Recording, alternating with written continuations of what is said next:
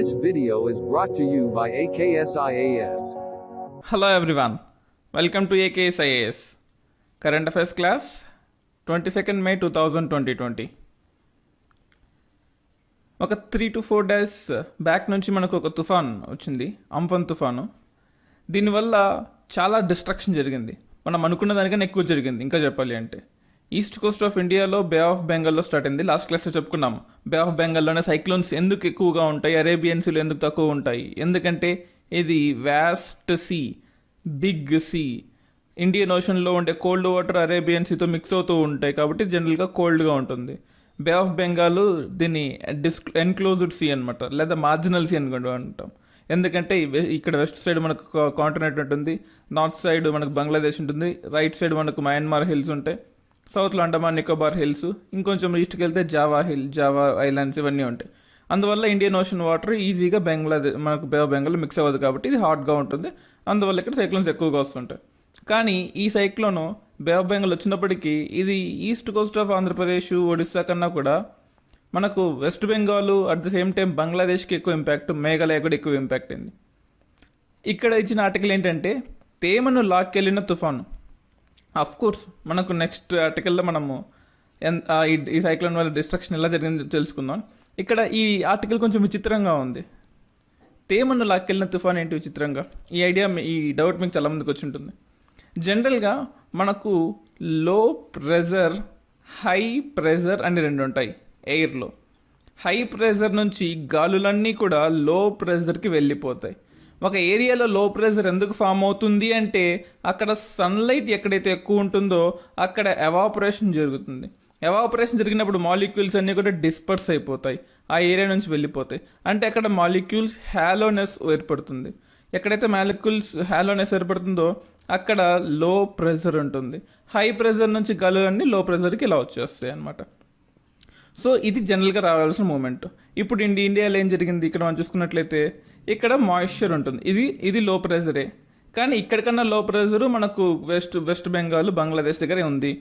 అంటే మన దగ్గరికి రావాల్సిన మాన్సూన్ కాస్త మన దగ్గరికి రావాల్సిన సైక్లోన్ వాళ్ళ దగ్గరికి వెళ్ళిపోయింది. ఓకే, మంచిదే. ఇక్కడ ఏం జరిగింది, ఇక్కడ ఉండే ఇది ఎంత ఎక్స్ట్రీమ్ లో ప్రెజర్ అంటే జనరల్గా సైక్లోన్ అనేది చాలా లో ప్రెజర్గా ఉంటుంది. మనం ఆ లో ప్రెజర్ యొక్క సెంటర్ని ఐ అని కూడా అంటాం. ఈ ఐ అనేది చాలా ఎక్స్ట్రీమ్ లో ప్రెజర్. అంటే బయట మనకు 1020 MB ప్రెజర్ ఉంటే లోపల మాత్రం 1000 కానీ 1002 MB ప్రెజర్ ఉంటుంది. అంటే అర్థం చేసుకోవచ్చు ఎంత లో ప్రెజర్. ఇలా లో ప్రెజర్ ఉండటం వల్ల మన దగ్గర ఉండాల్సిన మాయిశ్చర్ కూడా వాళ్ళ దగ్గరికి వెళ్ళిపోయింది. అంటే తెలంగాణలో ఉండే మాయిశ్చర్ని బే ఆఫ్ బెంగాల్లో ఫామ్ అయిన మాన్సూన్ లాగేసుకుంది. ఎందుకంటే మనకన్నా లో ప్రెషర్ ఇక్కడ ఫామ్ అయింది. మనకన్నా ఎక్కువ టెంపరేచర్ బే ఆఫ్ బెంగాల్లో ఉంది, ల్యాండ్ కన్నా ఎక్కువ టెంపరేచర్ బే ఆఫ్ బెంగాల్లో ఉంది. ల్యాండ్ కన్నా ఎక్కువ టెంపరేచర్ మనకు బంగ్లాదేశ్, వెస్ట్ బెంగాల్లో ఉంది. అంటే దీన్ని ఏమర్థం చేసుకోవచ్చు, ఇది ఒక క్లైమేట్ చేంజ్ ఫినామినా. జనరల్గా 1 cyclones to 3 cyclones రావాల్సింది గత 2 to 3 yearsగా మనకు బే ఆఫ్ బెంగాల్లో 3 cyclones వస్తే అరేబియన్ సీలో కూడా 2 cyclones వస్తున్నాయి. ఇది కూడా క్లైమేట్ చేంజ్కి ఒక ఇండికేషను. మన మాయిశ్చర్ చూడండి, ఇండియాలో క్లైమేట్ చేంజ్ అనేది చాలా తక్కువగా ఉంది, లేదు అని చాలామంది అంటున్నారు. కానీ 2015-16లో మనకు ఓకీ సైక్లోన్ అని వచ్చింది. సడన్గా రాత్రికి రాత్రి మనకి ఇండియన్ ఓషన్ నుంచి వెళ్ళిపోయే సైక్లోన్ ఒక్కసారిగా కేరళకు వచ్చేసింది. ఇక్కడి నుంచి ఇండియాలో క్లైమేట్ చేంజ్ స్టార్ట్ అయింది అంటారు అఫీషియల్గా. సో ఆ అఫీషియల్గా జరిగిన క్లైమేట్ చేంజ్ ఈరోజు ఎక్స్ట్రీమ్ లెవెల్కి వెళ్ళడానికి కారణం కూడా మనం ప్రొడ్యూస్ చేసే పొల్యూషన్. సో మనకు తెలంగాణలో ఉండాల్సిన, రాయలసీమలో ఉండాల్సిన తేమ కాస్త బే ఆఫ్ బెంగాల్కి వెళ్ళిపోయి అక్కడ నుంచి మనకు బంగ్లాదేశ్కి వెళ్ళిపోయింది. బంగ్లాదేశ్, వెస్ట్ బెంగాల్, మేఘాలయకి వెళ్ళిపోయింది. సో దానివల్ల మనకు తెలంగాణ, రాయలసీమలో ఇంకా చెప్పాలంటే ఇది మనకు తెలంగాణ, రాయలసీమలో మనకు టెంపరేచర్స్ ఎక్కువగా ఉంటాయి. ఎక్కడైతే మాయిశ్చర్ ఉండదో అక్కడ టెంపరేచర్ ఎక్కువ ఉంటుంది. సో ఉక్కపోతతో రాష్ట్ర ప్రజలు ఉక్కిరిబిక్కిరి, పగలు రాత్రి ఉష్ణోగ్రతల మధ్య 21 degrees వ్యత్యాసం. జనరల్గా మార్నింగ్ డే టైం యొక్క డిఫరెన్సెస్ 10 degrees నుంచి 12 degrees ఉంటాయి అన్నమాట. కానీ ఇప్పుడు చూడండి 21 degrees వ్యత్యాసం. అంటే నైట్ టెంపరేచర్స్ పడిపోతున్నాయని కాదు, ఇంకా డే టెంపరేచర్స్ పెరుగుతున్నాయని అర్థం. సో ఆల్మోస్ట్ సాధారణంగా 30 నుంచి 40% వరకు ఉండే ప్రజలు కాస్త చూడండి ఇక్కడ ఇక్కడ మీరు చూసుకున్నట్లయితే 42 డిగ్రీస్కి చేరిన సమయంలో గాలి తేమ 15% పడిపోయింది. జనరల్గా మనకు హైదరాబాదు చుట్టుపక్కల ఉన్న తెలంగాణ రాయలసీమలో మనకు మాయిశ్చర్ లెవెల్స్ అనేది ఎప్పుడు కూడా 40%, 45%, 60% ఉంటాయి అన్నమాట. సమ్మర్లో అనుకోండి 40 ఉంటాయి, వింటర్లో అంటే మనకు వింటర్లో 60 ఉంటుంది, రైన్ సీజన్ వర్షం పడేటప్పుడు 100 ఉంటుంది. 100 ఉంటే అక్కడ మనకు రిలేటివ్ హ్యూమిడిటీ అంటే గాలిలో తేమ శాతాన్ని తట్టుకోలేక ఆ గాలి నీళ్ళని వదిలేస్తుంది కాబట్టి దాన్ని 100% మాయిశ్చర్ అంటాం. కానీ ఇప్పుడు మాత్రం 15% పడిపోయిందండి. చాలా లోయెస్ట్ అనమాట. జనరల్గా జైసల్మీర్లో ఉంటుంది 12%. అంత ఘోరంగా మనకు పడిపోయింది అని చెప్తున్నాను ఇక్కడ. సో దాని నెక్స్ట్ ఇంపాక్ట్ బెంగాల్లో 72 మంది చనిపోయారు. జనరల్గా మనకు సైక్లోన్స్ వల్ల చనిపోయే వాళ్ళు చాలా తక్కువ మంది ఉంటారు. ఎందుకంటే మనకు ఎన్డీఆర్ఎఫ్ బృందాలు కానీ లేకపోతే స్టేట్ డిజాస్టర్ రెస్పాన్స్ ఫోర్స్ బృందాలు కానీ లేకపోతే మనం ముందుగా ప్రిపేర్డ్నెస్ అవ్వడం వల్ల కానీ రకరకాలుగా మనకు తక్కువ మంది చనిపోతుంది. అంటే from the past 5 to 6 years ఇలా జరుగుతుంది. కానీ ఒక్కసారిగా ఎప్పుడూ జరిగినన్ని మరణాలు ఆఖరికి మనకు వైజాగ్లో వచ్చిన సైక్లోన్స్ వల్ల కూడా కానీ కేవలం 2 నుంచి 3 చనిపోయారు. కానీ ఇక్కడ మాత్రం 72 మంది చనిపోయారు. So this is one of the biggest disasters. అంటే గత 20 ఏళ్లలో వచ్చిన డిజాస్టర్స్లో one of the biggest disaster ఇది. సో 72 మంది చనిపోయారు. కోల్కతా నగరం బాగా దెబ్బతినింది దీనివల్ల. సో కోల్కతా నగరం యొక్క రూపురేఖలు మారిపోతాయి. అంటే వైజాగ్లో మనకు ఎప్పుడైతే మనకు వైజాగ్లో హుదూద్ సైక్లోన్ ఎంత డిజాస్టర్ని మిగిల్చిందో దానికన్నా ఎక్కువ డిజాస్టర్ మనకు ఈ అంఫన్ తుఫాను ఈ బెంగాల్లో సృష్టించిందనమాట. So almost 190 kilometres per hour మనకు స్పీడ్తో మన గాలులన్నీ వెళ్తూ ఉన్నాయి. అట్ ద సేమ్ టైం మనకు వైజాగ్లో ఉన్న అడ్వాంటేజ్ ఏంటంటే మనకు ఇక్కడ ఈస్టర్న్ ఘాట్స్ ఉంటాయి. వైజాగ్ సిటీ కొంచెం డిస్ట్రక్ట్ అయినా ఈస్టర్న్ ఘాట్స్కి వెస్ట్లో ఉండే సిటీ కానీ లేకపోతే ఈస్టర్న్ ఘాట్స్కి వెస్ట్లో ఉండే మనకు విలేజెస్ ఇవన్నీ కూడా ఎఫెక్ట్ అవ్వలేదు, ఎందుకంటే ఇక్కడ ఘాట్స్ ఉన్నాయి కాబట్టి. కానీ మనకు బెంగాల్లో ఘాట్స్ లేవు. మనం ఇక్కడ చూస్తున్నట్లయితే వెస్ట్ బెంగాల్లో ఇక్కడ ఈస్టర్న్ ఘాట్స్ ఇక్కడితో ఎండ్ అయిపోతాయి. అలాగే మనకు ఇక్కడెక్కడ మేఘాలయ మౌంటైన్స్ ఉంటాయి, ఇక్కడిక్కడ మనకు నాగాలాండ్ మౌంటైన్స్ ఉంటాయి. ఈ ఏరియా మొత్తం బంగ్లాదేశ్ మనకు వెస్ట్ బెంగాల్ మొత్తం కూడా హెవీలీ ప్రోన్ టు సైక్లోన్స్. ఒక సైక్లోన్ అనేది మనకు ఇండియాలో తెలంగాణ మీదకి రాయలసీమ మీదకి రాకపోవచ్చు, ఎందుకంటే ఈస్టర్న్ ఘాట్స్ మళ్ళీ ప్రొటెక్ట్ చేస్తూ ఉంటాయి. అలాగే అరేబియన్ సీలో పుట్టిన సైక్లోన్స్ మనకు తెలంగాణ, కర్ణాటక, రాయలసీమలకు రాకపోవచ్చు, ఎందుకంటే ఇక్కడ మనకు వెస్టర్న్ ఘాట్స్ ఉన్నాయి. కానీ ఏ ఘాట్స్ లేని ఈ రాజ్మహల్ గ్యాప్ అని కూడా అంటాం. ఇది యూపీఎస్సీలో వచ్చిన క్వశ్చన్ అండి. రాజ్మహల్ గ్యాప్ అని కూడా అంటాం దీన్ని. రాజ్మహల్ గ్యాప్ అంటాం. ఈ గ్యాప్లో మనకు సైక్లోన్స్ ఎక్కువ ఇంపాక్ట్ అవుతూ ఉంటాయి.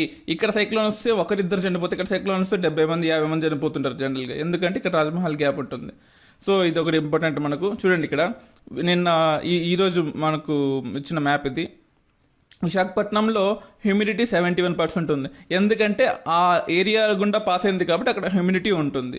అలాగే హైదరాబాద్లో చూడండి హ్యూమిడిటీ 21%, అంటే నిన్న మధ్యాహ్నం ఆల్మోస్ట్ 14% ఉంది, ఈరోజు చూసుకుంటే ఆల్మోస్ట్ 21% ఉంది. సో 14% లీస్ట్ అనమాట. అంటే ఇక్కడ ఉండే గాలులు, అంటే తెలంగాణలో ఉండే గాలులు, రాయలసీమలో ఉండే గాలులు అన్నీ కూడా ఇక్కడికి వెళ్ళిపోయాయి. It has gone to bay of Bengal. అలాగే కోల్కతా చూడండి ఆల్మోస్ట్ 79% ఉంది, అంటే మన మాయిశ్చర్ మొత్తం కూడా కోల్కతాకి వెళ్ళిపోయింది. ఇక్కడ ఉండే మాయిశ్చర్ అంతా కూడా మనకు ఈ సైక్లోన్ కోల్కతాకి తీసుకెళ్ళింది అని ఇక్కడ చూడొచ్చు. సో ఎందుకు అంటే ఇక్కడ చూడండి ఇక్కడ మనకు ఘాట్స్ ఉన్నాయి, ఇక్కడ మనకు ఘాట్స్ ఉన్నాయి, కానీ ఈ ఏరియాలో మనకు ఘాట్స్ లేవు. చూడండి మొత్తం గ్రీన్ కలర్లో ఉంది. గ్రీన్ కలర్లో ఉన్నది మనకు ప్లెయిన్స్ అంటాం. ఈ రాజ్మహల్ హిల్స్కి ఇక్కడ మేఘాలయ హిల్స్కి మధ్యలో గ్యాప్ని రాజ్మహల్ గ్యాప్ అంటాం. సో ఇక్కడ సైక్లోన్స్ ఈ పర్టికులర్ ఏరియాస్కి చాలా ఇంపాక్ట్ చేస్తుంది. ఎప్పటి నుంచే కాదు, ఎప్పటి నుంచో గత hundreds and thousands of years ఇలాగే ఉంది. బట్ ఈ మధ్య మనం తగ్గించుకుంటూ వస్తున్న మరణాలు కాబట్టి ఒక్కసారిగా 72 మంది చనిపోయారంటే మనకు కొంచెం బాధేస్తుంది. అలాగే మేఘాలయలో చూడండి 100% హ్యూమిడిటీ ఉంది. ఎందుకో చెప్తాను ఇప్పుడు మీకు. ఇక్కడ చూడండి మీరు మేఘాలయ హిల్స్ ఆల్మోస్ట్ ఇక్కడ మనకి గ్యాప్ ఉంది, ఇక్కడ మీరు చూసేవాటి ఇక్కడ గ్యాప్ ఉంది. సో ఇక్కడ వచ్చిన సైక్లోన్ మొత్తం కూడా మనకు మేఘాలయ వరకు వెళ్తుంది. మేఘాలయలో మనకు గ్యారో, కాశీ, జైంతియా హిల్స్ అని 3 హిల్స్ ఉంటాయి. ఈ 3 కూడా చెప్పడానికి ఇలా ఉన్నప్పటికీ కూడా 3 హిల్స్ ఇలా సర్క్యులర్గా ఉంటాయి అనమాట. ఇలా ఒక కార్నర్లో విండ్స్ అన్ని కూడా ఒక సర్క్యులర్గా ఉన్నప్పుడు అది ఎక్కువ ఫాస్ట్గా తిరగడం స్టార్ట్ చేసి, ఇంకా చెప్పాలంటే స్పైరలింగ్ ఎఫెక్ట్ వల్ల ఎక్కువ రైన్ఫాల్ వస్తూ ఉంటుంది. అంటే మనం చూసుకున్నట్లయితే మనం ఒక బెడ్రూమ్లో కానీ లేకపోతే ఎక్కడన్నా డ్రెస్సింగ్ రూమ్లో కానీ ఒక కార్నర్లో ఒక ఫ్యాన్ వేసామనుకో రూమ్లో, ఒక కార్నర్లో మనకు మట్టి అంతా కూడా ఇలా తిరుగుతూ స్పైరలింగ్గా తిరుగుతూ ఉంటుంది. మట్టి కానీ, హెయిర్ కానీ, రిమైనింగ్ డస్ట్ కానీ, పేపర్ వేస్ట్ కానీ. ఎందుకంటే అన్ని సైడ్ నుంచి గాలి వస్తున్నప్పుడు ఒక స్పిరిలింగ్ ఎఫెక్ట్ వల్ల స్టార్ట్ అవుతుంటుంది. సో అలాగే అన్ని సైడ్ నుంచి గాలి వస్తున్న ఏరియాస్లో మనకు మేఘాలయాలో, గారో, కాశీ, జయంతి హిల్స్లో ఎక్కువ రైన్ఫాల్, ఎక్కువ హ్యూమిడిటీ ఉంటుంది. కాబట్టి ఆఖరికి బెంగాల్లో కూడా 72% మనకు చూడొచ్చు. ఇక్కడ 79% హ్యూమిడిటీ ఉంటే, కానీ మనకు మేఘాలయాలో మాత్రం ఆల్మోస్ట్ ఈరోజు 11 o'clock తీసుకున్నప్పటికి కూడా ఆల్మోస్ట్ మనకు 100% హ్యూమిడిటీ ఉంది. సో 100% హ్యూమిడిటీ అంటే ఇంకా రిలేటివ్ హ్యూమిడిటీ 100% పీక్స్కి వెళ్ళిపోయి ఇంకా రైన్ఫాల్ అబ్నార్మల్గా వస్తుంది అనమాట. That is all about this thing. And my name is Dinesh DVD. నేను యూపీఎస్సీ కోసం ఒక రేడియో స్టార్ట్ చేశానండి. రేడియోలో సీజన్ 2 జరుగుతుంది. ఇప్పుడు సీజన్ 1 అయిపోయింది, సీజన్ 2లో ఎపిసోడ్ 11లో ఉంది. ఇందులో కోవిడ్ బడ్జెట్ 2020 గురించి చేశాను. ఈ రేడియోని మీరు ఎలా వినొచ్చు అంటే, మీరు ప్లే స్టోర్లో గూగుల్ పాడ్కాస్ట్ యాప్ డౌన్లోడ్ చేసుకోండి, లేదా యాపిల్ ఫోన్ ఉంటే యాపిల్ పాడ్కాస్ట్ యాప్, మ్యూజిక్ కూడా మీకు ఇంట్రెస్ట్ ఉంటే మ్యూజిక్ కూడా వినాలనుకుంటే స్పాటిఫై మ్యూజిక్ యాప్ డౌన్లోడ్ చేసుకోండి. డౌన్లోడ్ చేసి యూపీఎస్సీ రేడియో అని టైప్ చేయండి. మీరు లిస్ట్ ఆఫ్ ఎపిసోడ్స్ని, సీజన్స్ని వినొచ్చు. త్వరలో గానాలో కూడా మా ప్రసారాలు వినొచ్చు మీరు. So this is completely free of cost అండి. నెక్స్ట్ ఇంకో ఆర్టికల్ కూడా ఉంది, బుడుగు రైతులకు గొడుగు అని చెప్పేసి. సో మనకు ఇండియాలో స్మాల్ స్కేల్ ఫార్మర్స్ చాలామంది ఉన్నారు. మనము ఒక కండిషన్ చెప్తాను మీకు. ఇండియా, యుఎస్ఏ తీసుకుందాం. India population 135 crores. US population అంటే మైగ్రెంట్స్ తీసేయండి. ట్రంప్ ప్రకారం మైగ్రెంట్స్ అసలు పాపులేషనే కదంటాడు. So almost 37 crores population. ఇండియాకి ఆల్మోస్ట్ 2 to 3 times ఇండియా, అంటే 2.5 times సైజ్ ఉంటుంది ఇండియా. సో మనకు యావరేజ్గా 0.9 hectare ఒక ఫార్మర్కి ఉంటే, యుఎస్లో మాత్రం 26 hectares ఒక ఫార్మర్కి ఉంటుంది. అక్కడ చిన్న కారు రైతులు అంటే 26 hectares ఉన్న ఫార్మర్స్, మనకు చిన్న కారు రైతు అంటే 0.9 hectares ఉండే ఫార్మర్స్. ఇప్పటి నుంచి కాదు, ఎప్పటి నుంచో ఇండియాలో ఈ ప్రాబ్లం ఉంటుంది. స్మాల్ స్కేల్ ఫార్మర్స్ వల్ల వాళ్ళు మెకనైజేషన్ ఆఫ్ అగ్రికల్చర్కి వెళ్ళలేరు. కాబట్టి వాళ్ళకి బ్యాంకులు అంత ఈజీగా లోన్లు ఇవ్వవు. కాబట్టి వాళ్ళు బయట నుంచి రుణాలు తీసుకుంటారు. కాబట్టి ఎక్కడైనా సైక్లోన్ ఇంపాక్ట్ అయినా, లేకపోతే ఏదైనా డిజాస్టర్ కాన్సిక్వెన్సెస్ అయినా కూడా వీళ్ళందరూ ఎక్కువ సూసైడ్ జరిగే అవకాశం ఉంటుంది. కానీ అమెరికా లాంటి దేశాల్లో మాత్రం అలాంటి ఫార్మ్ సూసైడ్స్ ఉండవు అని కూడా చెప్తున్నారు. సో ఇక్కడ మనము ఈ పర్టికులర్ టైంలో అంటే మనకు ఎసెన్షియల్ కమోడిటీస్ యాక్ట్లో కొన్ని చేంజెస్ జరిగాయి. ఏంటి అంటే, నిత్యావసర సరుకుల్లో చాలా వరకు తీసేశారు. అంటే మనకు పొటాటోస్ కానీ ఇవన్నీ కూడా, సిరియల్స్, పల్సెస్, అంటే దాన్ని ఎంతైనా స్టోర్ చేసుకొని పెట్టుకోవచ్చు. ఫుడ్ కార్పొరేషన్ ఆఫ్ ఇండియా గోడౌన్స్లో కానీ, లేకపోతే ప్రైవేట్ గోడౌన్స్లో కానీ. ఇక దాని మీద క్యాప్ ఉండదు. ఎక్స్ట్రాడినరీ కండిషన్స్లోనే, లేదా ఇంకేదైనా extraordinary conditions, cyclones, earth quakes, లేదా ఇంకేదైనా ఫ్యూచర్లో లాక్డౌన్స్ లాంటి కండిషన్స్లో తప్ప మీరు ఎంతైనా సరే స్టోర్ చేసుకోవచ్చు అన్నది. జనరల్గా ఒకప్పుడు ఫుడ్ కార్పొరేషన్ ఆఫ్ ఇండియా గోడౌన్స్లో కానీ, ప్రైవేట్ గోడౌన్స్లో మరీ ముఖ్యంగా మీరు లిమిటెడ్గానే స్టోర్ చేసుకోవాలి.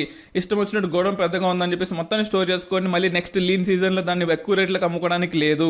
కానీ ఇప్పటి నుంచి అలా చేసుకోవచ్చు. అంటే ఎక్కువ కొనుక్కోవచ్చు. అంటే ఫార్మర్స్కి ఎక్కువ, అంటే ఫార్మర్స్ ప్రొడ్యూస్ చేసిన మొత్తాన్ని కూడా ఇప్పుడు గోడౌన్స్ వాళ్ళు కొనుక్కుంటారు, మిడిల్ మ్యాన్ కొనుక్కొని దాచిపెట్టుకుంటారు. అట్లీస్ట్ కొంచెమైనా సరే ఫార్మర్స్కి డబ్బులు వస్తాయి అనే ఒక చిన్న ఉద్దేశం గవర్నమెంట్కి. కొంతమంది దీనికి అగేన్స్ట్గా ఉన్నారు. మీరు అలా చేస్తారంటే ఈ మిడిల్ మ్యాన్ ఎక్కువ కొనుక్కొని పెట్టుకుంటారు, దానివల్ల ఫ్యూచర్లో రేట్లకు ఇంపాక్ట్ అవుతుందని. ఓకే, ఇంపాక్ట్ అవుతుంది. కానీ ఈనాం ఎలాగో అలాంటి ఇంట్రడ్యూస్ చేసాం కాబట్టి ఇప్పుడు మార్కెట్లో మనం చూసే ఉంటాం. ఆల్రెడీ ఎలక్ట్రానిక్ జాతీయ వ్యవసాయ మార్కెట్ ఈనాం స్టార్ట్ చేసాం కాబట్టి, సో రాజస్థాన్లో ఉండేవాడు తెలంగాణ వాడికి అమ్ముకోవచ్చు, తెలంగాణ ఉన్నవాడు మేఘాలయ వాళ్ళకి అమ్ముకోవచ్చు, ఎక్కడున్న వాళ్ళు ఎక్కడైనా అమ్ముకోవచ్చు. కాబట్టి ఈ ఎసెన్షియల్ కమోడిటీస్ యాక్ట్ని ఇప్పుడు తీసేస్తే పెద్ద ప్రాబ్లం ఏమి లేదు. లెట్ పీపుల్ ఇండివిజువల్లీ స్టోర్ చేసుకోనివ్వండి. ఫుడ్ కార్పొరేషన్ ఆఫ్ ఇండియాలో ఉన్న అన్ని గోడౌన్స్ ఎఫ్సీఏ వాళ్ళవి కాదు, ప్రైవేట్ గోడౌన్స్ 90% ఉన్నాయి. సో ప్రజలని ఫ్రీ ఎకానమీలో, ఫ్రీ అగ్రికల్చర్ ఎకానమీలో వాళ్ళని వదిలేయండి. అందరూ స్టోర్ చేసుకునివ్వండి. స్టోర్ చేసుకొని ఫార్మర్స్ చేతికి డబ్బులు కావాలి. మనకు ఇప్పుడు లిక్విడ్ మనీ కావాలి. లిక్విడ్ మనీ ఇప్పుడు గవర్నమెంట్లో వీళ్ళు కొనాలనుకుంటే ఇప్పుడు గవర్నమెంట్ దగ్గర మనీ లేదు. ఆ మనీ ప్రజలకి, ఈ ఫార్మర్స్కి ఇస్తుందో లేదో గ్యారంటీ కూడా లేదు. So let middle man decide, let private players decide ఎంత వాళ్ళ దగ్గర ఎంత గోడౌన్స్ ఉండాలి, ప్రైవేట్ ప్లేయర్స్ని వీళ్ళకి డబ్బులు ఇవ్వమని చెప్పండి అని చెప్పేసి ఈ ఆర్టికల్ ఉంటుంది. But over period of time ఇది మంచిదే, కానీ ఉదారంగా ఇవ్వాలి. అంటే ఇష్టం వచ్చినట్టు చేసుకోకూడదు. దాని తగ్గట్టు విజిలెన్స్ కెపాసిటీ కూడా ఉండాలి. సో జాతీయ స్థాయిలో మార్కెట్ అందుబాటులోకి తీసుకురావడం ద్వారా, అంటే ఈ అంటిల్ అండ్ అన్లెస్ ఈ నామ్ సక్సెస్ అయితే తప్ప ఈ మొత్తం కూడా సక్సెస్ అయిందో లేదో చెప్పలేమని కూడా ఉంటుంది. అడ్డంకులు అధిగమించాలి, అదే చెప్పేది ఇక్కడ. అడ్డంకులు అధిగమించాలి అంటే వాళ్ళు అన్యాయం చేయకూడదని గ్యారంటీ ఇస్తే తప్ప మనము ఈ ఎసెన్షియల్ కమోడిటీస్ తీసేసిన తర్వాత కూడా డిజాస్టర్ జరగకుండా ఉంటుంది. ఈరోజు చూసినట్లయితే May 22 మనకు ఇంటర్నేషనల్ బయోడైవర్సిటీ డే వచ్చింది ఈరోజు. సో ఇక్కడ ఇచ్చిన ఆర్టికల్లో జనరల్గానే ఇక్కడ ఇచ్చిన ఆర్టికల్లో మనకు కొన్ని అసలు దీని యొక్క ఇంపార్టెన్స్ ఏంటి, మనకు మ్యాన్ ఇండ్యూస్డ్ మిస్టేక్స్ ఏమన్నా దాని గురించి చెప్పారు. సో ఇక్కడ మనం మెయిన్ గుర్తుపెట్టుకోవాల్సిన పాయింట్స్ కొన్ని ఉన్నాయి. ఒకటి, ఇంటర్నేషనల్ బయోడైవర్సిటీ డేలో ఈ బయోడైవర్సిటీ డే మనిషి ఆపోజిట్ అంటే మనిషి వర్సెస్ బయోడైవర్సిటీ లాగా జరుగుతుంది ఇప్పుడు. సో మ్యాన్ తనకి నచ్చిన వాటిని చంపుకుంటూ, తనకి నచ్చిన వాటిని డిస్ట్రక్షన్ చేస్తూ, తనకి నచ్చిన వాటిని కన్జర్వ్ చేస్తూ ఉన్నాడు. సో ఈ బయోడైవర్సిటీ అనేది మనిషి చెప్పినట్టుగా ఉంది తప్ప నేచర్ చెప్పినట్టుగా లేదు. అలా ఎప్పుడైతే నేచర్కి అగెయిన్స్ట్గా మనిషి చెప్పినట్టు ప్రొడక్షన్ డిస్ట్రిబ్యూషన్ జరుగుతుందో అప్పుడే మనకు ఇటువంటి కరోనా లాంటి వ్యాధులు వస్తాయి అని చెప్పేసి ఇండైరెక్ట్గా మనకి హెచ్చరించారు ఈ ఆర్టికల్లో. అలాగే మనకు వైల్డ్ లైఫ్ ప్రొటెక్షన్ యాక్ట్ 1972 ఏదైతే ఉందో ఇక్కడ మనం గుర్తుపెట్టుకోవాలి. ప్రపంచంలో అందరూ 1991లో మేల్కొని వైల్డ్ లైఫ్ని ప్రొటెక్ట్ చేయాలి, బయోడైవర్సిటీని ప్రొటెక్ట్ చేయాలి. 1991 Rio de Janeiro moment, earth moment అని పెట్టుకున్నప్పుడు ఇండియా మాత్రం వీళ్ళందరికీ ఆల్మోస్ట్ 27 ఏళ్ల ముందే 1972లోనే మనకు వైల్డ్ లైఫ్ ప్రొటెక్షన్ చేయాలి, మనకు కన్జర్వ్ చేసుకోవాలి. అంటే చూడండి, మనకు గ్రీన్ రెవల్యూషన్ అప్పుడప్పుడే వస్తుంది, రిసోర్సెస్ ఇంకా లేవు, ఎకానమీ కొలాప్స్ అంటే ఎకానమీ ఇంకా అసలు ఎమర్జీ అవ్వలేదు. అటువంటి టైంలో కూడా మనకు వైల్డ్ లైఫ్ని ప్రొటెక్షన్ చేసుకోవడానికి ఒక నేషనల్ చట్టాన్ని తయారు చేస్తాము. ప్రపంచం మొత్తానికి మనం ఒక inspiration wild life protection act 1972 ప్రకారం. అదొకటి గుర్తుపెట్టుకోవాలి. అలాగే మానవ తప్పిదాలు, సో పెరుగుతున్న జనాభా, పట్టణీకరణ, అర్బనైజేషను, ఇండస్ట్రియలైజేషను, అలాగే నేచురల్ డిస్ట్రక్షన్ ఆఫ్ రిసోర్సెస్, ఇటువంటి ఇంక్రీజ్ ఆఫ్ పొల్యూషను, ఇటువంటి కొన్ని రసాయన ఎరువుల వినియోగము, అడవుల్ని నరికివేయడము, ఇట్లా లిస్ట్ ఆఫ్ ఫ్యాక్టర్స్ చెప్పారు. వీటి వల్ల మనకు నేచర్ అనేది డిస్ట్రక్ట్ అవుతూ ఉంది, దాన్ని మనం తగ్గించుకోవాలి. అలాగే ఇక్కడ ఇండైరెక్ట్గా మనకు మ్యాంగ్రూవ్ ఫారెస్ట్ మీకు తెలిసే ఉంటుంది. ఈ మనకు కాకినాడ కోస్ట్లో మ్యాంగ్రూవ్ ఫారెస్ట్ని కట్ చేసి, I don't want go into political aspects here, but దాని గురించి కూడా ఇక్కడ కొంచెం ఇన్సిస్ట్ చేశాడు. మ్యాంగ్రూవ్ చూడండి, ఇప్పుడు మనకు వైజాగ్ కోస్ట్ ఎందుకు ఎఫెక్ట్ అవ్వలేదు అంటే నార్థన్ వైజాగ్ కోస్ట్, మనకు శ్రీకాకుళం కోస్ట్ ఎందుకు ఎఫెక్ట్ అవ్వలేదు అంటే అక్కడ మ్యాంగ్రూవ్ ఫారెస్ట్ ఉన్నాయి. కాకినాడ ఎందుకు ఎఫెక్ట్ అవ్వలేదు అంటే అక్కడ మ్యాంగ్రూవ్ ఫారెస్ట్ ఉన్నాయి. వైజాగ్ ఎందుకు ఎఫెక్ట్ అయిందంటే అక్కడ మ్యాంగ్రూవ్ ఫారెస్ట్ లేవు. మనకు వైజాగ్లో మ్యాంగ్రూవ్ ఫారెస్ట్ లేవు, ఎందుకంటే Vizag city to the immediate vicinity of the కోస్ట్కి ఉంటుంది. కానీ ఎక్కడైతే మనకు మ్యాంగ్రూవ్ ఫారెస్ట్ ఉండవో అక్కడే సైక్లోన్ ఇంపాక్ట్ ఎక్కువగా ఉంటుంది అని ఆర్టికల్ కూడా ఇన్సిస్ట్ చేసింది. సో మ్యాంగ్రూవ్ ఫారెస్ట్ ఏంటంటే మనకు ఒక చెట్టుకి రూట్స్ అనేది లోపల ఉంటాయి, కానీ మ్యాంగ్రూవ్ ట్రీస్కి ఆ చెట్టు యొక్క రూట్స్ డబుల్ రూట్స్గా పైకి వచ్చి ఉంటాయి. అందువల్ల సాయిల్ని ఈజీగా ఎరోడ్ అవ్వకుండా కాపాడుతుంది, ఫ్లడ్ని కూడా కాపాడుతుంది అనమాట. సో ఈ మ్యాంగ్రూవ్ ఫారెస్ట్ని దయచేసి ఎక్కడ నరకద్దు అని చెప్పేసి ఇండైరెక్ట్గా చెప్తున్నారు. ఈ ఆర్టికల్ మొత్తం కూడా అదే ఉంటుంది.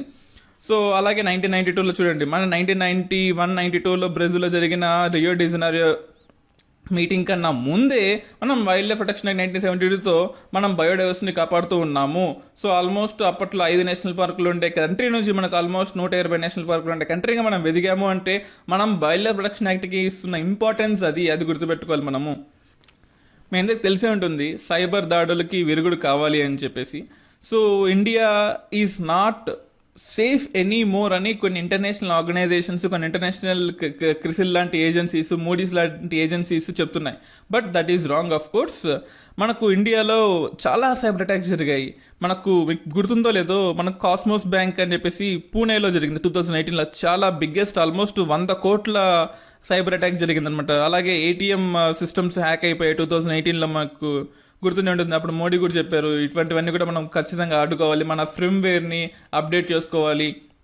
అలా కెనరా బ్యాంక్ ఏటీఎం సర్వర్స్ అన్నీ కూడా పోయి ఆల్మోస్ట్ 20 లక్షల రూపాయలు, అంటే ఒక్కొక్క ఏటీఎం నుంచి 20 లక్షల రూపాయలు పోతూ వచ్చాయి.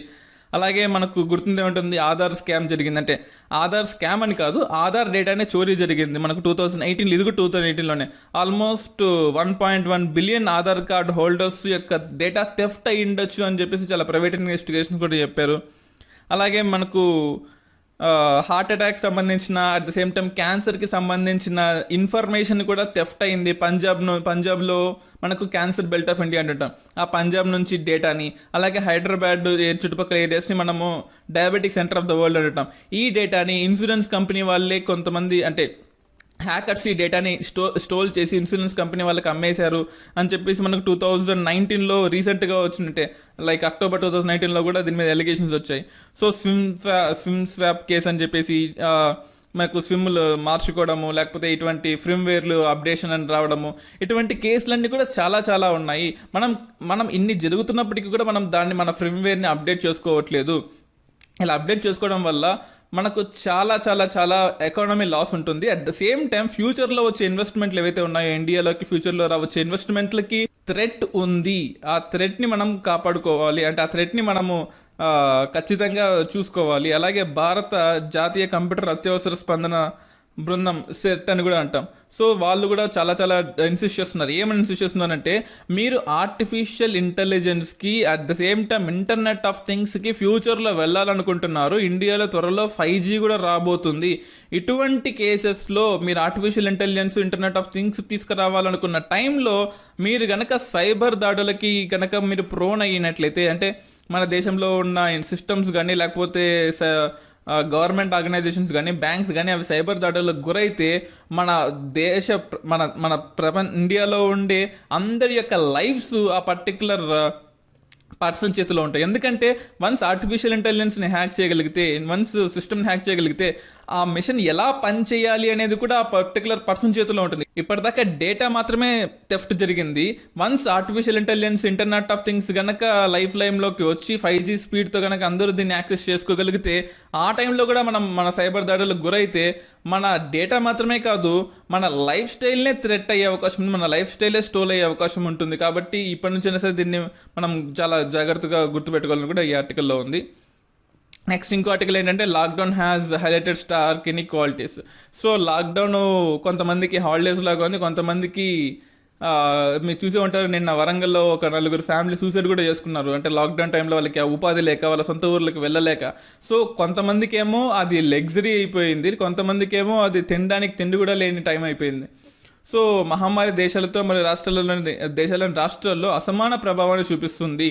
అంటే ఈ ఆర్టికల్ యొక్క ఎక్స్పాన్షన్ అండి ఇది. ఒక్కో రాష్ట్రాన్ని ఒక్కోలాగా ఇది ఇబ్బంది పడుతూ ఉంది. ఫర్ ఎగ్జాంపుల్ కొన్ని అర్బన్ స్టేట్స్కి అయితే హ్యాపీగానే ఉంది, అక్కడ పీపుల్ బాగానే ఉన్నారు. మైగ్రేషన్ అంటే అక్కడ మైగ్రేషన్ లోకలే ఉంటుంది. కానీ బీహార్ లాంటి స్టేట్స్, ఉత్తరప్రదేశ్ లాంటి స్టేట్స్, జార్ఖండ్ లాంటి స్టేట్స్ చాలా ఇబ్బంది పడ్డాయి. వాళ్ళు పాపులేషన్ అందరూ, ఫ్యామిలీస్ అందరూ వాళ్ళ సొంత ఊర్లలో ఉండిపోయారు. మేల్ పాపులేషన్, కొంతమంది ఉమెన్ పాపులేషన్ అంతా కూడా బయటకు వచ్చి పనిచేస్తున్నారు. ఇప్పుడు వాళ్ళ సొంత ఊర్లకు వెళ్ళడానికి వాళ్ళ దగ్గర డబ్బులు లేక ఒక్కొక్కరి మీద, ఒక్కో స్టేట్ మీద ఒక ఇంపాక్ట్, ఒక కంట్రీ మీద ఒక ఇంపాక్ట్ పడింది. చారిత్రాత్మకంగా భారతదేశంలో సామాజిక అసమానత ఎప్పుడు తీవ్రంగా ఉంటుంది. అది కాస్త ఈ కోవిడ్ దెబ్బకి ఇంకా ఎక్స్పాండ్ అయింది. ఈ లాక్డౌన్ అసమానత యొక్క అంచులని మరింత పదును పెట్టింది. సో ఆల్రెడీ మనకు డిఫరెన్సెస్ ఉన్నాయి, ఆ డిఫరెన్సెస్ కాస్త ఇప్పుడు ఇంకా పెరిగిపోయాయి అన్నమాట. డిఫరెన్సెస్ చాలా దేశాలు లాక్డౌన్ విధించాయి, కానీ భారతీయుల మాదిరిగా కఠినమైన మరియు తీవ్రమైనవి కాదు. 4 గంటల నోటీసు ఇచ్చి భద్రతా వలయం లేని ప్రపంచంలోని అతిపెద్ద లాక్డౌన్గా ఈ ఆర్టికల్లో చాలా క్రిటిసైజ్ చేశారు. At the same time lockdown యొక్క పునరావృత పొడిగింపు అనధికార ఆర్థిక వ్యవస్థలో కార్మికుల యొక్క ఆర్థిక వినాశనానికి కారణమైంది.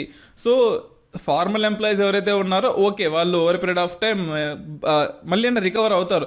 కానీ కొన్ని సర్వీసెస్ ఉంటాయి, ఆ సర్వీసెస్ని ఫర్ ఎగ్జాంపుల్ మనం ఈ టూ మంత్స్ లాక్డౌన్ ఉంది, బ్యూటీ పార్లర్కి వెళ్దాం అనుకుంటాం, లేకపోతే ఒక ఫుడ్ తిందాం అనుకుంటాము. అటువంటి సర్వీసెస్ని మళ్ళీ లాక్డౌన్ తర్వాత అయినా సరే వాళ్ళకి ఆ సర్వీసెస్ లాస్ అయినట్టే కదా. అటువంటి లాస్ అయిన సర్వీసెస్తో పాటు మనకు labour, internal labour, unorganised labour వాళ్ళు ఇంకా ఇబ్బంది పడుతున్నారు. లాక్డౌన్ అయినప్పటి నుంచి సుమారు 140 మిలియన్ల ఉద్యోగాలు కోల్పోయారని centre for monitoring Indian economy అంచనా వేసింది.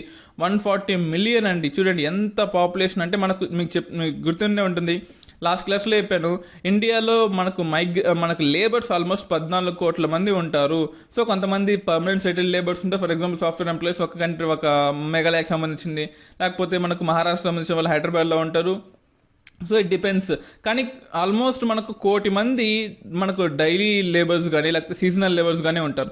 సో వాళ్ళ వల్ల కావచ్చు, లేకపోతే అందరి వల్ల కావచ్చు, 140 మిలియన్ల జాబులు పోయాయని centre for monitoring Indian economy అంచనా వేసింది. రోడ్డు ప్రమాదాల్లో నివారించడం, ఎందుకంటే మనకు ఈ unplanned 4 hours lockdown, 4 hours intimated lockdown ఏదైతే ఉందో దానివల్ల మనకు రిసోర్సెస్ లేకపోవడము, ఆఫ్టర్ 2 months వాళ్ళ సొంత ఊర్లకు వెళ్ళిపోవాలనుకోవడము, ఆ టైంలో వాళ్ళకి వెహికల్స్ అవైలబిలిటీ లేకపోవడము, దానివల్ల ఫ్రీక్వెంట్ యాక్సిడెంట్స్ జరగడం ఎందుకు తెలిసో టీవీలో చూస్తూనే ఉంటారు. రోడ్డు ప్రమాదాన్ని నివారించడానికి పనిచేస్తున్న లాభాపేక్ష లేని సంస్థ ఎన్జిఓ ఒకటి చెప్పింది. సేఫ్ లైఫ్ ఫౌండేషన్ ఎన్జిఓ ఏం చెప్పిందంటే లాక్డౌన్ ప్రారంభమైన మార్చ్ 25 నుంచి మే 16 వరకు దాదాపు 2000 రోడ్డు ప్రమాదాలు జరిగి ఆల్మోస్ట్ 368 మంది చనిపోయారు. అంటే రికార్డెడ్ డెత్స్ ఎంత ఉంటే అన్రికార్డెడ్ డెత్స్ ఎంత ఉండాలి. And at the same time wages ఖచ్చితంగా ఇవ్వాలని పిల్ వేశారు అనమాట. కొంతమంది సిపిఐ సంబంధించిన వాళ్ళు, కాంగ్రెస్ సంబంధించిన వాళ్ళు సుప్రీంకోర్టులో పిల్ వేశారు. వేజెస్ని ఖచ్చితంగా పే చేయండి అంటే అప్పుడు సుప్రీంకోర్టు జోక్యం చేసుకోవడానికి నిరాకరించింది. చూడండి, ఇంకా సుప్రీంకోర్టే నిరాకరిస్తే గవర్నమెంట్కి అంతకు మించిన అంటే I can't use the word happiness here, but గవర్నమెంట్కి ఒక సపోర్ట్ ఇచ్చినట్టే ఉంటుంది. కానీ అదే సుప్రీంకోర్టు మార్చిలో ప్రభుత్వ ఉత్తర్వులకు అనుగుణంగా ఏప్రిల్ ఇచ్చిన జడ్జిమెంట్ అనమాట ఇది. లాక్డౌన్ సమయంలో తమ కార్మికులు పూర్తి వేతనాలు చెల్లించని ప్రైవేటు సంస్థలపై ఎటువంటి బలవంతపు చర్యలను ఆశ్రయించవద్దని ప్రభుత్వాన్ని కోరింది. చూడండి, సుప్రీంకోర్టు ఇండస్ట్రీస్ పాపులేషన్కి మీకు అంటే పాపులేషన్కి డబ్బులు ఇచ్చేటట్టుగా పిల్ వేయమంటే మేము ఇక్కడ ఇంటర్ఫీర్ అవ్వము, కానీ ఇక్కడ మాత్రం ఇంటర్ఫీర్ అవుతాము. This is not a criticism of Supreme Court, please have a note of this. This is real. ఈ పేపర్లో క్లియర్గా ఒక ఫుల్ 2 paragraphs ఉందన్నమాట దీని గురించి. సుప్రీంకోర్టు ఏం చెప్పిందంటే ఇండస్ట్రీస్కి మీరు అంటే చూడండి, ఇండస్ట్రీస్ వాళ్ళ ఎంప్లాయీస్కి డబ్బులు ఇవ్వలేకపోతే వాళ్ళ మీద యాక్షన్ తీసుకోవద్దు అని సుప్రీంకోర్టు చెప్పింది.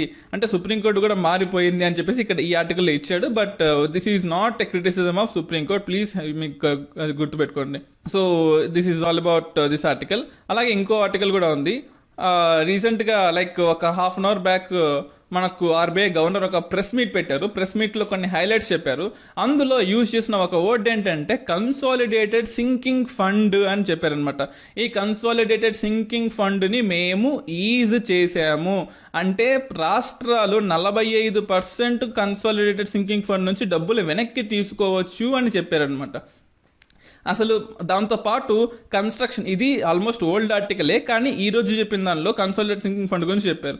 ఆ కన్స్ట్రక్షన్ సెస్ ఫండ్ ఇది కంప్లీట్లీ డిఫరెంట్ ఇష్యూ. అసలు ఈ కన్సాలిడేటెడ్ సింకింగ్ ఫండ్ చూసుకున్నట్లయితే మనకు ఈ సిఎస్ఎఫ్ అనేది 1999-2000లో ఆర్బీఐ ఇది ఎస్టాబ్లిష్ చేశారు.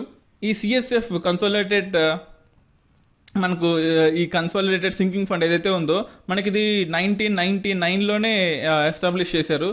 సో అప్పుడు ఆల్మోస్ట్ ఒక 11 స్టేట్స్, ఆంధ్రప్రదేశ్, అరుణాచల్ ప్రదేశ్, అస్సాం, ఛత్తీస్గఢ్, గోవా చేశారు. అసలు ఈ ఫండ్ అంటే ఏంటి అంటే ఇది కన్సాలిడేటెడ్ ఫండ్లోకి రాదు, కంటింజెన్సీ ఫండ్లోకి రాదు, అట్ ద సేమ్ టైం మనకు ఏ ఫండ్కి రాదు, కాన్స్టిట్యూషన్ ఫండ్స్ ఏవి దీని కిందకి రావు. కానీ ఇదొక సపరేట్ ఫండ్, ఇదొక ఇన్సూరెన్స్ ఫండ్ లాంటిది, కానీ ఇన్సూరెన్స్ కాదు. ఇది గుర్తుపెట్టుకోవాలి. ఫర్ ఎగ్జాంపుల్, మీ దగ్గర ఆల్రెడీ ఒక కార్ ఉంది, ఒక చిన్న పాత అంబాసిడర్ కార్ ఉంది, అది ఆల్మోస్ట్ 5 lakhs. ఇప్పుడు అది వాడుతున్నారు. కానీ ఫ్యూచర్లో మీరు ఒక సూపర్ కార్ కొనుక్కున్నారు, మేబీ ఒక బెంజ్ లాంటి కార్ అనుకోండి, ఒక బెంజ్ లాంటి కార్, ఒక మంచి సెడాన్ కొనుక్కుందాం అనుకున్నారు, అది 15 lakhs ఉంది. సో ఇప్పుడు ఈ 5 lakhsని స్పెండ్ చేశారనుకోండి, మేబీ ఒక 2 years 3 years తర్వాత, ఒక 5 years తర్వాత అయినా కానీ ఇది నమ్మితే మీకు 5 lakhs రాదు, కేవలం 1 నుంచి 2 lakhs వరకు వస్తుంది అనుకోండి. సో ఈ 1 to 2 lakhs ఫండ్ మీకు రిజర్వ్ ఫండ్లో ఉంటుంది, కానీ మీ టార్గెట్ 15 lakhs. సో అప్పటికప్పుడు 15 lakhs మీ దగ్గర రావు కాబట్టి over a period of time, అంటే ఇది పాజిటివ్ వే అనమాట. నెగిటివ్ వే, పాజిటివ్ వే రెండు ఉంటాయి. మీకు పాజిటివ్ వే ఫస్ట్ చెప్తాను, తర్వాత నెగిటివ్ వే చెప్తాను. పాజిటివ్ వే ఏంటంటే మీరు ఆస్పిరేషన్స్ పాజిటివ్గా ఉంటే నేను ఫ్యూచర్లో మంచిగా అవ్వాలి, మంచి ఖర్చులు పెట్టుకోవాలనుకున్నాను కాబట్టి ప్రతి సంవత్సరము ఒక 70,000 80,000 ఈ కారుని గుర్తుపెట్టుకుంటూ ఎక్స్ట్రా సంపాదించుకుంటూ, లేదా సంపాదించుకున్న దానిలోనే ఈ 70,000-80,000 సపరేట్ చేస్తూ ఒక ఫండ్ని తయారు చేసుకొని ఫ్యూచర్లో ఆ కార్ని కొనుక్కుంటారు. అలా చేసేది కూడా మనకు ఇక్కడ కన్సాలిడేటెడ్ సింకింగ్ ఫండ్గా వస్తుంది. అలాగే నెగిటివ్ ఏంటంటే ఫ్యూచర్లో నాకేమైనా జరుగుద్దేమో, ఫ్యూచర్లో నా ఇల్లు కూలిపోవచ్చేమో, లేకపోతే నా జాబ్ పోవచ్చేమో అనుకొని ప్రతి నెల ఒక 50,000 60,000 మళ్ళీ ఒక 50 or 60,000 సపరేట్ చేసుకొని పెట్టుకుంటూ ఉంటారు. అంటే over a period of time ఫ్యూచర్లో జరగాల్సిన డిస్ట్రక్షన్కి సేఫ్గా నేను కొంత ఫండ్ని దాచిపెట్టుకుంటాను. అది నెగిటివ్ వేలో ఉండే కన్సాలిడేటెడ్ సింకింగ్ ఫండ్ కూడా అంటాం. ఈ కన్సాలిడేటెడ్ సింకింగ్ ఫండ్ 2 typesలో ఉంటుంది, ఒకటి పాజిటివ్, ఒకటి నెగిటివ్. అంటే ఫ్యూచర్లో మనం రావాల్సిన లగ్జరీస్ని గుర్తుపెట్టుకొని కొంచెం అమౌంట్ని స్టోర్ చేసుకుంటూ ఉంటాము. అట్ ద సేమ్ టైం ఫ్యూచర్లో జరగబోయే నెగిటివ్ ఆస్పెక్ట్స్ని గుర్తుపెట్టుకొని కొంచెం అమౌంట్ని స్టోర్ చేసుకుంటూ ఉంటాం. ఇక్కడ జరగబోయేది కన్సాలిడేటెడ్ సింకింగ్ ఫండ్ అనేది నెగిటివ్లో జరిగింది, గవర్నమెంట్ దృష్టిలో ఇది నెగిటివ్గా జరిగి ఉంటుంది అనమాట. అంటే ఫ్యూచర్లో ఏదైనా, అంటే 2001లో స్టార్ట్ అయింది ఈ ఫండ్, ఫ్యూచర్లో ఏదైనా డిస్ట్రక్షన్ వస్తే ఆ డిస్ట్రక్షన్ని మేము అడ్డుకోవడానికి స్టేట్స్ మీకై మీరే కొంచెం ఫండ్ని దాచిపెట్టుకోండి పక్కన, ఆ దాచిపెట్టుకున్న ఫండ్ని మేము ఎప్పుడు చెప్తే, ఫైనాన్స్ కమిషన్ ఎప్పుడు చెప్తే దానికి తగ్గట్టుగా మీరు ఆ డబ్బులు తీసుకొని వాడుకోవచ్చు అని చెప్పింది అనమాట. సో ఇప్పుడు జనరల్గా మనకు 20%, 25% వాడుకోవచ్చు. సో అంటే కొత్తగా తీసుకునే అప్పుల్ని ఆ డబ్బుల నుంచి మీరు కట్టుకోవచ్చు. సో ఇప్పుడు దాన్ని 45%కి పెంచారు. అంటే ఒక 1 hour బ్యాకే దాన్ని 45% నుంచి పెంచారు. అది ఆర్బీఐ గవర్నర్ చెప్పారనమాట. సో అలాగే ఆర్బీఐ గవర్నర్ ఇందాక చెప్పిన మీటింగ్లో ఇంకొన్ని పాయింట్స్ కూడా ఉన్నాయి. మనకు ఆల్మోస్ట్ వరల్డ్ ట్రేడ్ 32% పడిపోయింది. సో ఇండియా ట్రేడ్ మనకు నెగిటివ్, అంటే future over period of time 2020-21తో పాటు 21-22లో కూడా నెగిటివ్ గ్రోత్ రేటే ఉంటుంది తప్ప neutral growth rate, positive growth rate ఉండదు అని క్లియర్గా చెప్పేశారు. అట్ ద సేమ్ టైం ఎందుకు అంటే ప్రపంచంలోనే 32% ట్రేడ్ అనేది లాస్ అవుతూ ఉంది. మనకు 6 ఇండస్ట్రీస్, కోర్ ఇండస్ట్రీస్లో ఫస్ట్ 6 ఇండస్ట్రీస్ నుంచి మనకు 60% ఇండస్ట్రియల్ అవుట్పుట్ ష్రింక్ అయిపోయింది. ఇది గుర్తుపెట్టుకోవాలి. 60% మనకు ఇండస్ట్రీస్ యొక్క అవుట్పుట్ ష్రింక్ అయిపోయింది. అట్ ద సేమ్ టైం మనకు ఇంపోర్ట్స్ 27% డిక్లైన్ అయిపోయాయి. ఇంపోర్ట్స్ 27% డిక్లైన్ అయిపోయాయి. ఎక్స్పోర్ట్స్ 36% డిక్లైన్ అయిపోయాయి. సో ఇంపోర్ట్స్ రావాల్సిన ఇంపోర్ట్స్ రావట్లేదు, మనం పంపించుకోవాల్సిన ఎక్స్పోర్ట్స్ జరగట్లేదు. దానికోసం ఎగ్జిమ్ బ్యాంక్కి మనం 50,000 కోట్లని ఈరోజు పొద్దున ఆర్బీఐ గవర్నర్ చెప్పారు. అట్ ద సేమ్ టైం ఈ 50,000 కోట్లని మీరు ఇన్ని రోజులు 6 నెలల్లో కట్టాల్సిన వాళ్ళు ఇంకో 6 నెలలు ఫ్రీగా ఇస్తామంటే ఇంకో 6 నెలలు మారిటోరియం ఇస్తాము, ఇంకో సంవత్సరమై కట్టుకోండి అని చెప్పేసి ఒక ప్రొవిజన్ కూడా ఇచ్చారు. అట్ ద సేమ్ టైం మనకు అగ్రి ప్రొడక్ట్స్ మనకు 3.7 ఇంక్రీజ్ అయ్యాయి. అగ్రికల్చరల్ ప్రొడ్యూస్ ఇంక్రీజ్, ఎందుకంటే లాస్ట్ ఇయర్ మనకి మంచి మాన్సూన్సే ఉన్నాయి, ఈ ఇయర్ మంచి మాన్సూన్సే ఉంటాయి. సో లాస్ట్ ఇయర్ మంచి మాన్సూన్స్ ఉన్నాయి కాబట్టి 3.7% మనకు అగ్రికల్చరల్ కమోడిటీస్ ఇంక్రీజ్ అయ్యాయి. అట్ ద సేమ్ టైం మనకు అగ్రి ఇన్ఫ్లేషన్ అంటాం. సో ఈ అగ్రి ఇన్ఫ్లేషన్ కూడా ఆల్మోస్ట్ 8.6% ఉంది. సో అగ్రి ఇన్ఫ్లేషన్ నెలగా 4 to 5% ఉంటే మంచిది, కానీ 8.6% ఉంటే మనకు దాని అర్థం ఏంటంటే కేజీ టమాటో 30 రూపాయలు, కేజీ టమాటో 60 రూపాయలు. 30 నుంచి 60 పెరిగినంత మాత్రాన కేజీ 2 కేజీలు అవ్వలేదండి, 1 కేజీయే ఉంది. ఆ డిఫరెన్స్ మనం ఇన్ఫ్లేషన్ అంటాం. ఆ ఇన్ఫ్లేషన్ జనరల్గా 3 నుంచి 4% ఉంటే మంచిది, కానీ ఇప్పుడు 8.6% ఉంది. అది మంచిది కాదు. త్వరలో దాన్ని మేము కిందకు తీసుకొస్తాము. ఎందుకు తీసుకొస్తామంటే మనకు రాబోయేది ఖరీఫ్ సీజన్లో మంచి మాన్సూన్స్ ఉన్నాయి. At the same time rabi సీజన్లో మనకు మంచి అవుట్పుట్ వచ్చింది. అవుట్పుట్ దాచిపెట్టుకోవడానికి గోడౌన్స్ లేవు కాబట్టి ఉన్న ఎఫ్సీఏ గోడౌన్స్లో నుంచి మీరు ఇష్టం వచ్చినట్టు అమ్ముకోండి అని చెప్పడానికి కోసము మేము ఎసెన్షియల్ కమోడిటీస్ యాక్ట్ రెగ్యులేషన్స్ని తగ్గించుకున్నాము అని కూడా చెప్పారు. So this is all about current affairs for the day. This video is brought to you by AKSIAS.